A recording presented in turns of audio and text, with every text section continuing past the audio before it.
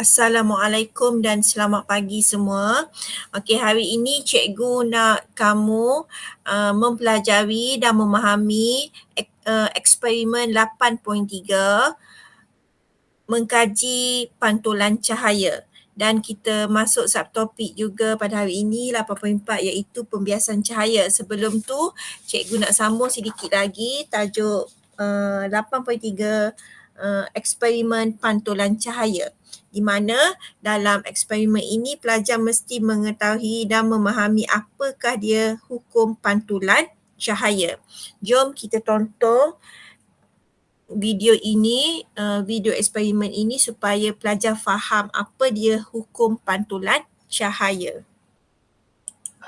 Hukum pantulan cahaya mengatakan apabila suatu sinar cahaya ditujukan ke atas cermin satah pada satu sudut yang tertentu, iaitu sudut 7, sinar cahaya itu akan dipantulkan ke satu sudut tertentu yang lain. Yang ini dipanggil sudut pantulan.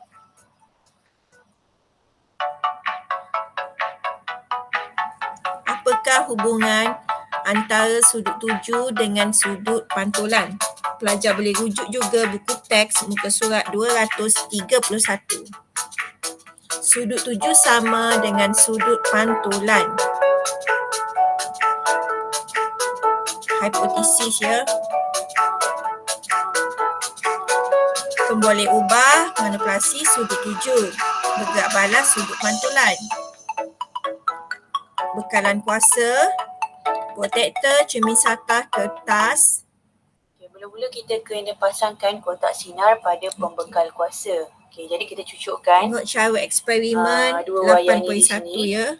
ke arus terus. Dalam makmal kita buat macam ni lah. So dia akan menghasilkan sinar. Kotak sinar ni. Kotak sinar ya. Ni, tapi kita pasangkan slide supaya kita dapat satu cahaya yang tajam. Untuk memudahkan kita nak lukis sinar pantulan.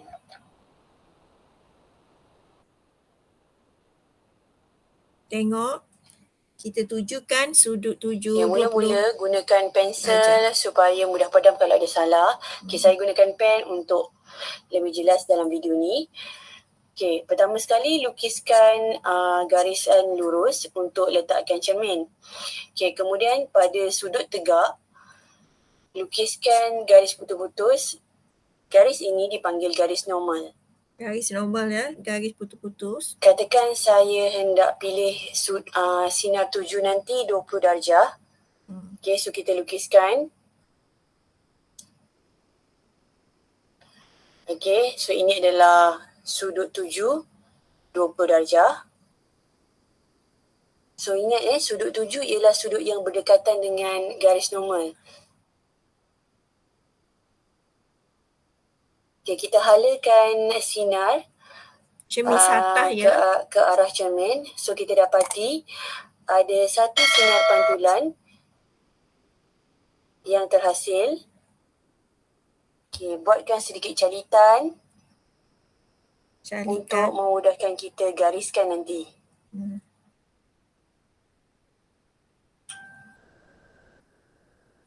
Ini adalah sinar pantulan. Sinar pantulan. Kirakan sudut sinar pantulan iaitu sudut yang dikira daripada garisan normal dengan juga. Garis normal Didapati sudut ini juga adalah 20 darjah. Sama dengan sudut 7. Jadi sudut 7 adalah sama dengan sudut pantulan.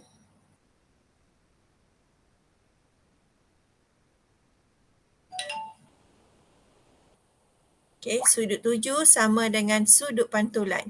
Sinar 7, sinar pantulan.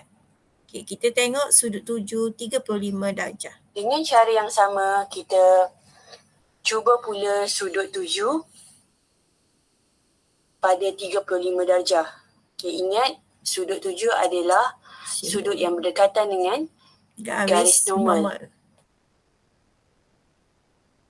Kita halakan sinar 7 pada sudut 35 darjah. Okey, kita calitkan. Kita buatkan garisan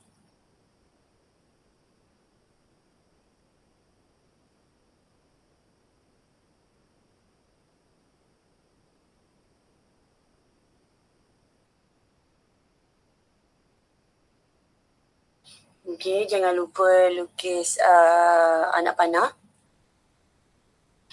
Okey, kita ukur sudut 7 tadi.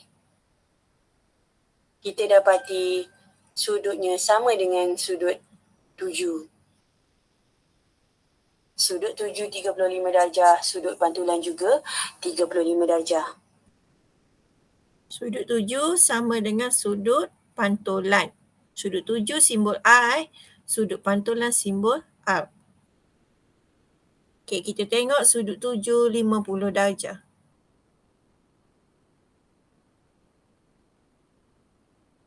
Okey, kita cuba lagi satu sudut dengan cara yang sama, lukiskan garisan. Okey, and then garisan normal. Okey, ukur sudut yang kita nak iaitu 50 darjah.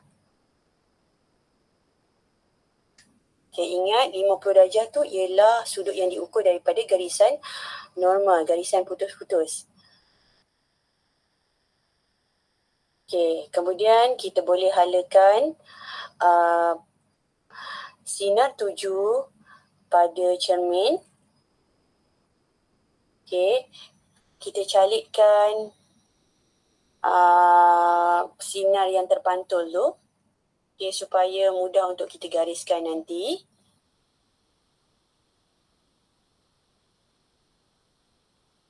Lukis anak panah ya, jangan lupa. Okay, kemudian kita ukur betul ke sudut pantulan ni. Dan kita dapati sudutnya pun 50 darjah. Sama Semua dengan sinar sudut mesti dilukis 7 anak tadi. panah ya. Adakah sudut 7 sama dengan sudut pantulan? Ya. Okey. So kita tengok keputusan yang kita dapat eksperimen tu. Sudut 7 sama dengan sudut pantulan. Okey.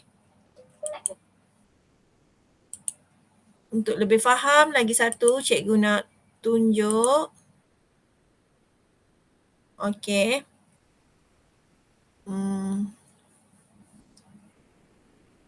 Okey. Itu eksperimen pantulan cahaya. Jadi kat sini kita dapat memahami bahawa sudut 7 sama dengan sudut pantulan. Okey. Di mana sudut 7 simbolnya adalah I, sudut pantulan adalah R. Okey. So cikgu harap pelajar boleh faham eksperimen ini. Okey. Aplikasi pantulan dalam kehidupan seharian cikgu dah maklum pembelajaran minggu lepas. Okey.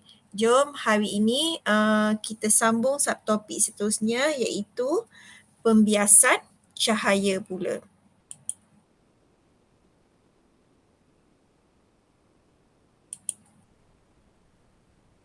Okey. Jadi pembiasan cahaya ni, topik ini pelajar dapat mengetahui macam mana berlaku pembiasan cahaya. Apa yang pelajar boleh tengok daripada gambar wajah ini? Pensel di dalam air. Okey. Kita nampak kedudukan pensel dalam air ni, kedudukan nampak bengkok kan sikit. Okey. Fenomena pembiasan cahaya. Ini contoh kita tengok.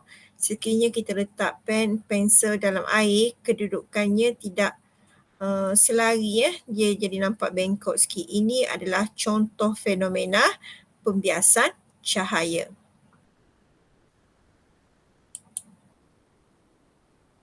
Okey. Di mana ini adalah gambar rajah sinar pembiasan cahaya. Di mana pembiasan cahaya ini apabila bergerak dari medium yang kurang tumpat ke lebih tumpat, sinar cahaya terbias mendekati garis normal kerana kelajuan cahaya berkurang. Okay, contoh kita tengok ni adalah sinar cahaya medium kurang tumpat. Contohnya udara. Okey, lepas tu sinar cahaya ini melalui contoh pada media lebih tumpat, contohnya kaca. Jadi sinar cahaya yang masuk dalam medium yang lebih tumpat akan mendekati garis normal. Okey. Mendekati garis normal kerana apa? Kerana kelajuan cahaya berkurang daripada medium kurang tumpat kepada medium yang lebih tumpat. Okey. Sebelah ni kita tengok daripada medium lebih tumpat. Contohnya sinar itu daripada bongkah cahaya. Okey. Kaca pepejal kan? Okey, cahaya daripada kaca itu melalui keluar daripada bongkah kaca. Jadi sinar itu bergerak menjauhi garis normal. Okey, tengok. Jadi apabila bergerak dari medium yang lebih tumpat ke medium yang kurang tumpat, sinar cahaya terbias menjauhi garis normal kerana kelajuan cahaya bertambah. So, daripada lebih tumpat kepada kurang tumpat, cahaya bergerak lebih orang kata lebih bertambah pergerakan dia. Sebab itu menjauhi daripada garis normal. Okey, nampak ada beza? Kalau kurang tumpat kepada lebih tumpat, jadi sinar cahaya yang keluar ini akan mendekati garis normal.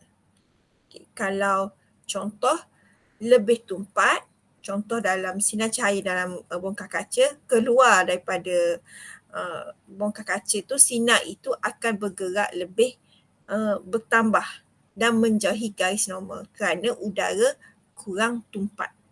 Okey. Jadi ada bezalah mengikut ketumpatan medium. Okey. Kita tengok, apabila cahaya bergerak medium yang lebih tumpat kaca ke medium yang kurang tumpat udara, cahaya akan dibias menjauhi garis normal. Oleh itu, sudut biasan. Okey, wujudnya sudut biasan lah. R lebih besar daripada sudut 7I. R lebih besar daripada I. Contoh kita tengok. Ni kaca, kita umpama dia kaca. Kita ingat sudut 7 ni daripada garis normal. Macam hukum pantulan yang 83 tu pantulan kan. Sudut 7 sama dengan sudut pantulan apabila cahaya terpancar pada cermin satah kan. Okey, ini medium yang berbeza pula.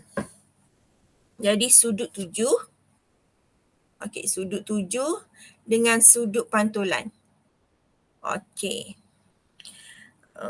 Di mana sudut pantulan tu lebih besar daripada sudut 7 kerana daripada lebih tumpat kepada kurang tumpat.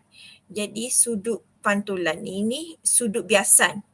Bukan pantulan sudut biasan ini lebih orang kata menjauhi garisan normal. Jadi lebih besarlah sudutnya. Sudut dikira daripada garis normal.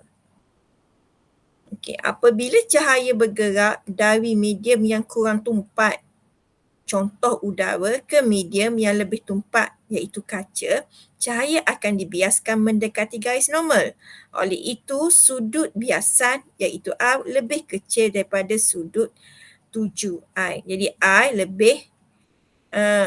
lebih besar pada R. Kita tengok. Kurang tumpat udara. Okey, ingat sudut ni dikira daripada garisan normal. Daripada sinar itu.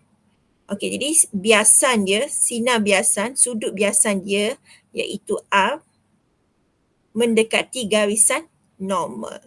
Jadi I lebih besar daripada R. Sudut I ni lebih besar daripada R.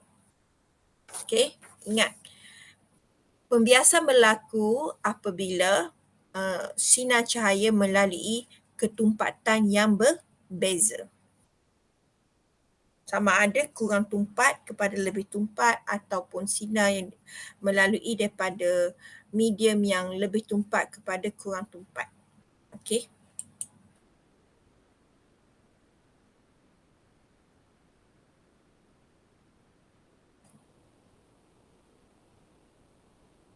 Jom kita tengok video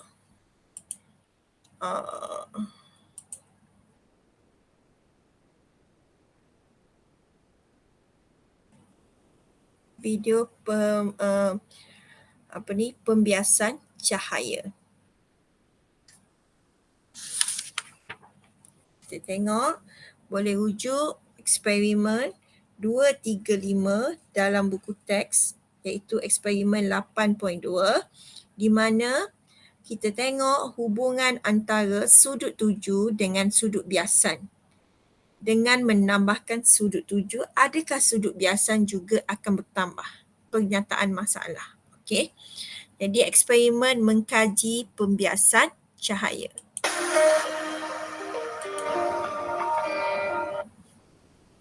Tahukah anda cahaya bergerak lurus? Tetapi apabila cahaya melalui dua medium yang berbeza ketumpatan, ia akan membengkok atau merambat. Okey, fenomena ini dipanggil pembiasan cahaya. Medium yang dimaksudkan di sini adalah biasanya medium yang bahan yang lusinar, contohnya seperti air, udara atau kaca. Terdapat dua jenis sinar iaitu sinar tuju iaitu sinar masuk dan juga sinar biasan iaitu sinar yang membengkok.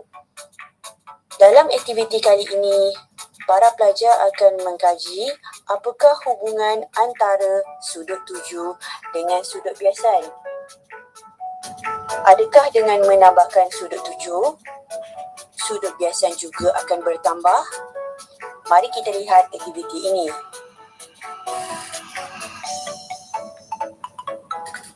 Semakin bertambah sudut tuju, semakin bertambah sudut biasan, hipotesis.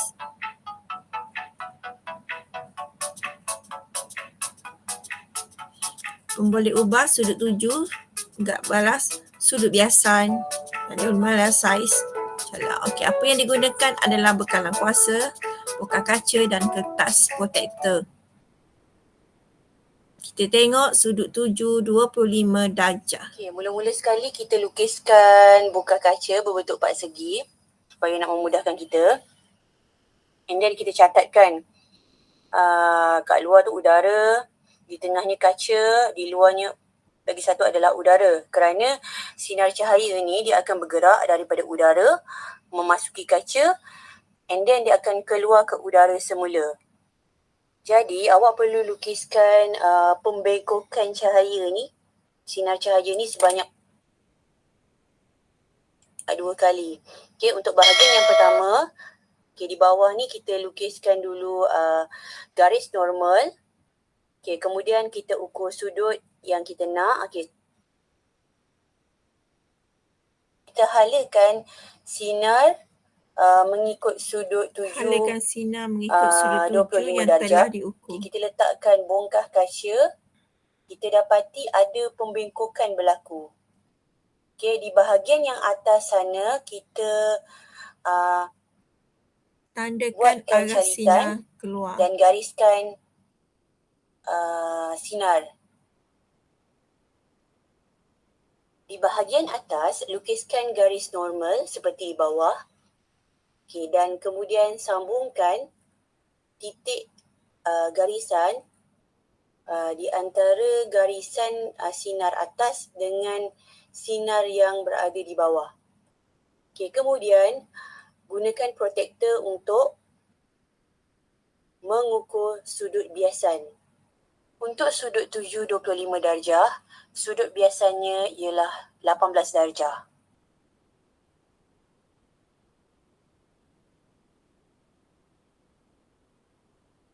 Dengan kaedah yang sama, kita gunakan pula sudut tuju yang berbeza iaitu kali ini saya gunakan sudut 30 darjah, ukur dengan protektor.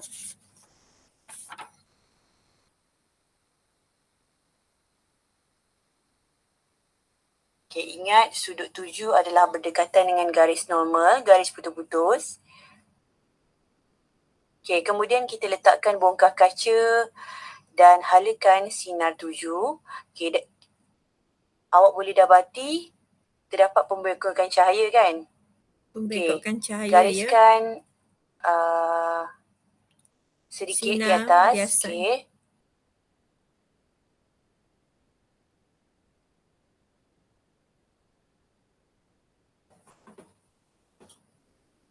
Okey, kemudian kita tutupkan suis, alihkan bongkah kaca dan kita gariskan, buatkan garisan normal dan gariskan 2 titik sinar bahagian atas dan bawah. Kita cantumkan.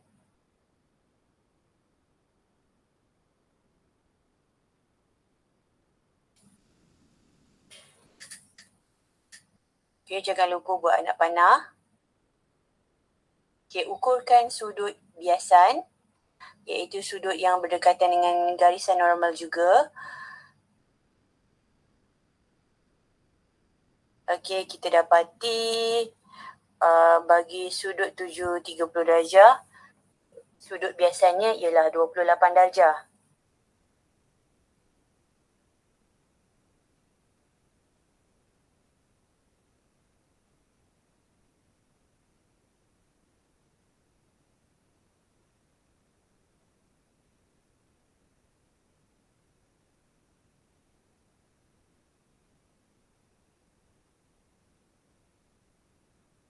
Okey, untuk kali yang ketiga ni saya gunakan kaedah yang sama, tetapi dengan menggunakan sudut yang lebih besar sedikit, iaitu sudut 70 darjah. Okey, ukurkan dengan protektor daripada garisan normal, garisan putus-putus. Itu adalah sudut 7.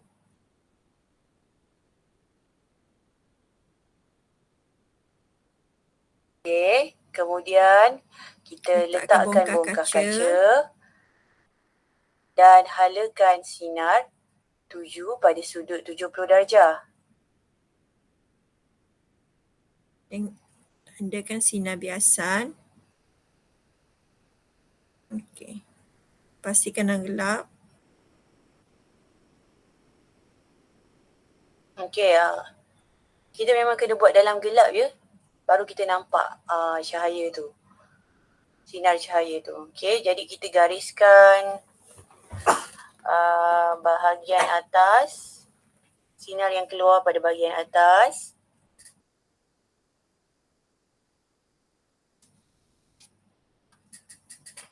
Okey, tutup suis, angkat bongkah kaca. Okey, lukiskan garisan normal dan cantumkan 2 sinar atas dan bawah yang berada di dalam bongkah kaca.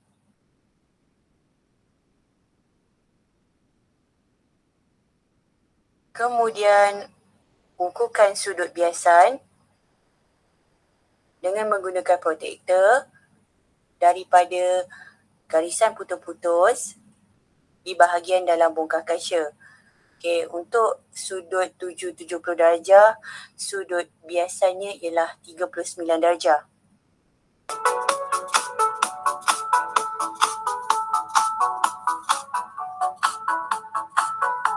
Semakin bertambah sudut 7, semakin bertambah sudut biasan.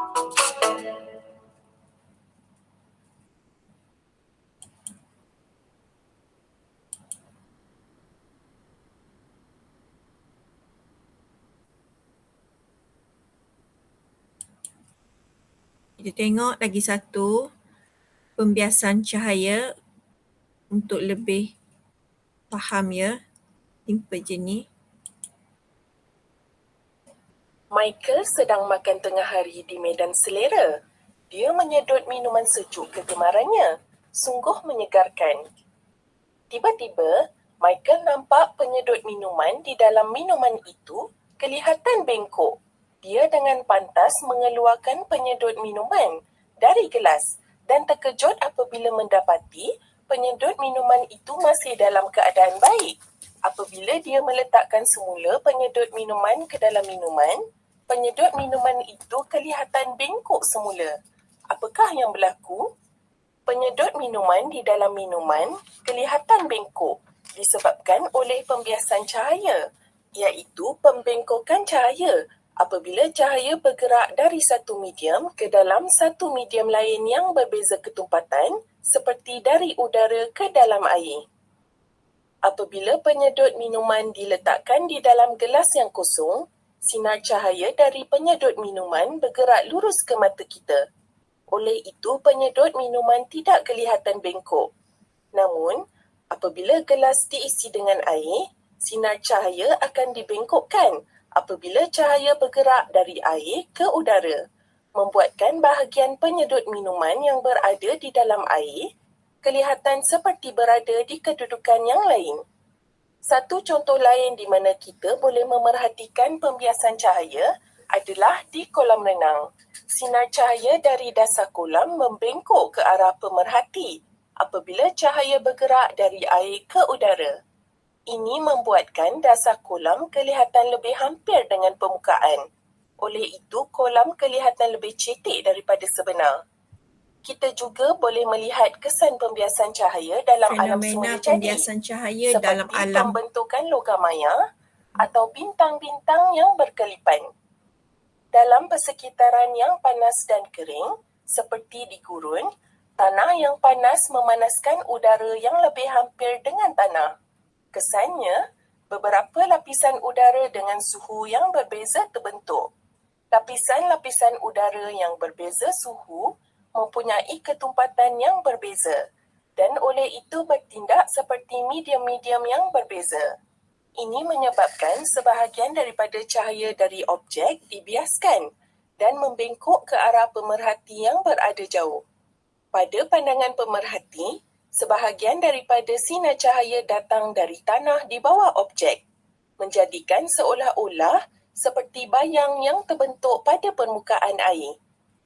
Bintang-bintang juga berkelipan disebabkan oleh pembiasan cahaya. Atmosfera di sekeliling bumi mengandungi kelompok-kelompok udara panas dan sejuk dengan ketumpatan yang berbeza. Ini menyebabkan cahaya yang datang dari bintang-bintang yang jauh dibiaskan secara rawak apabila cahaya memasuki atmosfera. Kesannya, bintang kelihatan bergerak sedikit ke sana kemari, yang pada mata kita bintang kelihatan seperti berkelip. Banyak aplikasi pembiasan cahaya melibatkan kanta. Kanta cembung menumpukan sinar cahaya selari yang masuk, manakala kanta cekung mencapahkan sinar cahaya. Peralatan optik yang mempunyai kanta termasuk cermin mata, kanta pembesar, binokular, kamera, teleskop dan mikroskop.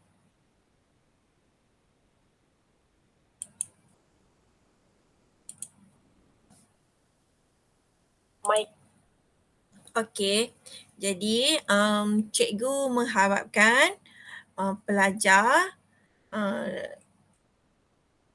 dapat membuat latihan dalam buku SPS muka surat 115 dan 116 untuk latihan pembiasan cahaya. Dan pelajar boleh menjawab kuisis sebagai kefahaman subtopik pada hari ini. Sekian, selamat belajar. Assalamualaikum.